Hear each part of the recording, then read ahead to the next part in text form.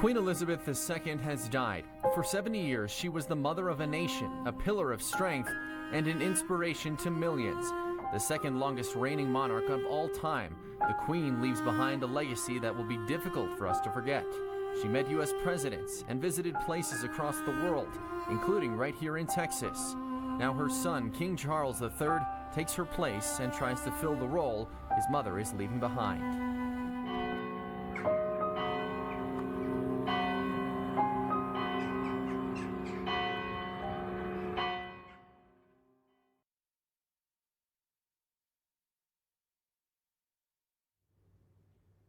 Good afternoon, and thank you for joining us for this special edition of ABC 7 at 5. I'm Stephanie Valle. And I'm Eric Elkin. The royal family said Queen Elizabeth II died peacefully, surrounded by her family. She was the longest ruling monarch in British history. Our team coverage of her passing begins with ABC's Ines de la Cutera.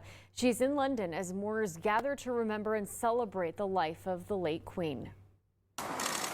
The longest-serving monarch in British history has died. Queen Elizabeth II passing away at Balmoral Castle, her estate in Scotland, where she had been on summer break. The royal family, including her sons Prince Andrew and Prince Edward, rushing to her side, along with her grandsons Prince William and Prince Harry. The 96-year-old's death comes after she canceled a virtual meeting Wednesday, her doctors, concerned about her health, advising her to rest. She was last seen in public Tuesday when she swore in UK's new Prime Minister Liz Truss. Born on April 21st, 1926, Her Majesty was never expected to take the throne. That changed in 1936 when her father unexpectedly became King George VI after his older brother's abdication. She won public admiration by doing her part during World War II, training as a truck driver and a mechanic soon after marrying Navy officer Philip Mountbatten.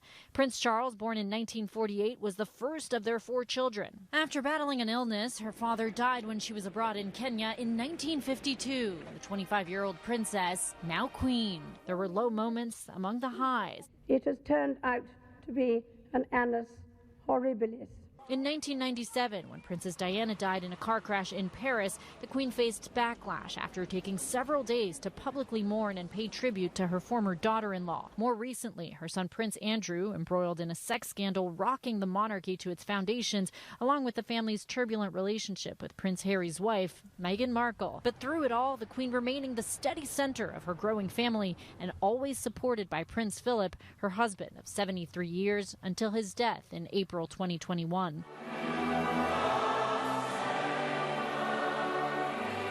Today marks the end of the second Elizabethan age, the end of an extraordinary reign that spanned 7 decades and so much change, a family and a nation saying goodbye to a much-loved matriarch and monarch. Ines de la Cutera, ABC News, London. Members of the House of Commons.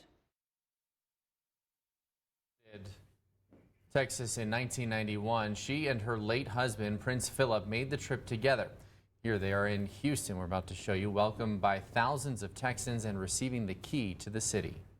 El Pasoans were quick to react to the news of the monarch's death. Although England is thousands of miles away from America and El Paso, her impact is felt worldwide. ABC 7's Rosemary Montañez joins us live with El Pasoans' reactions. Rosemary. That's right. Some El Pasoans I spoke to this morning were barely finding out the news of the Queen Elizabeth II's death, and some were very surprised. Now, some El Pasoans told me they'll remember the most is her leadership and the iconic figure she was. They say she was a woman who had great passion, some wondering what this means for England and other Commonwealth countries.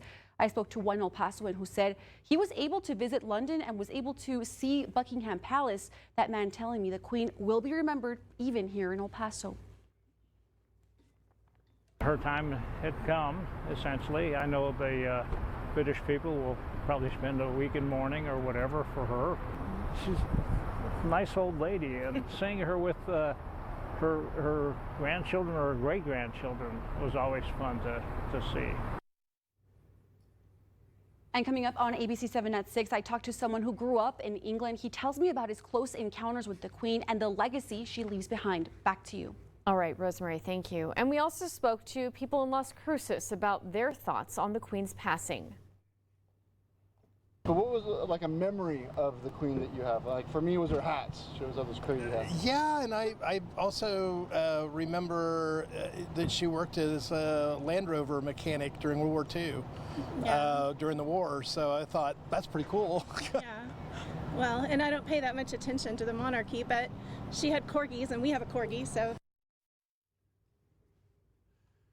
And of course, reaction is pouring in from around the world. You can see here the announcement from the royal family with the picture of Queen Elizabeth II saying she died peacefully this morning.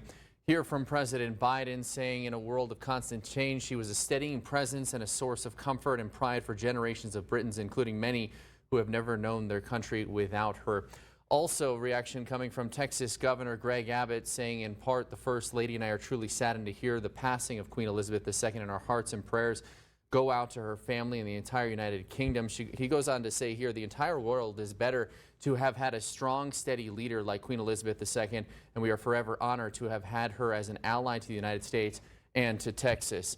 Also, reaction coming in from Mexican President Andrés Manuel López Obrador saying, I send my condolences to the people of the United Kingdom on the passing of Queen Elizabeth II, British monarch and ruler of 14 independent states. In the same way, I extend them to your family, friends, and members of the royal house.